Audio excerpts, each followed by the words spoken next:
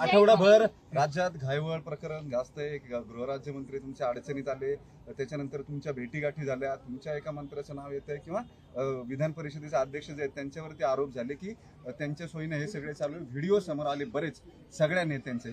तुम्ही मुख्यमंत्री म्हणून याच्या संदर्भामध्ये नेमकी काय कमेंट कराल? काही निर्णायक भूमिका घेणार आहात की वादावर पडदा टाकणार आहात? पहिली गोष्ट तर अशी आहे की या प्रकरणाची सुरुवात कुठे होते हे आपण लक्षात घेतलं पाहिजे।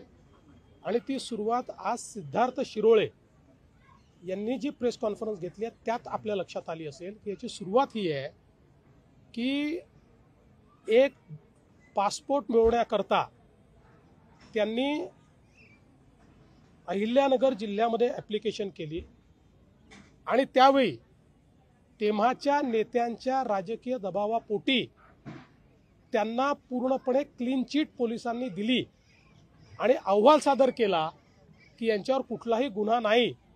ते तिथे राहत नसताना असा अहवाल यायला हवा होता की हा व्यक्ती इथे राहत नाही, ते अहवालात कुठेही मेन्शन केलं नाही आणि त्यामुळे हा पासपोर्ट त्यांना मिळाला आणि ते पळून जाऊ शकले।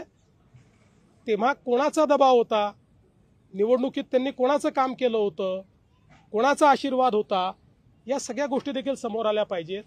माझं मत अतिशय स्पष्ट आहे, अशा प्रकारची जी प्रवृत्ती आहे त्याला दुसरा पक्ष असो का आमचा पक्ष असो कोणीही त्याला थारा देता कामा नये। अशा प्रकारच्या प्रवृत्तीवर कारवाई केलीच जाईल आणि त्यांना पासपोर्ट देण्याकरता ज्यांनी त्या ठिकाणी दबाव टाकून अशा प्रकारचा पूर्णपणे चुकीचा अहवाल त्या ठिकाणी सादर केला त्यांचीही चौकशी केली जाईल।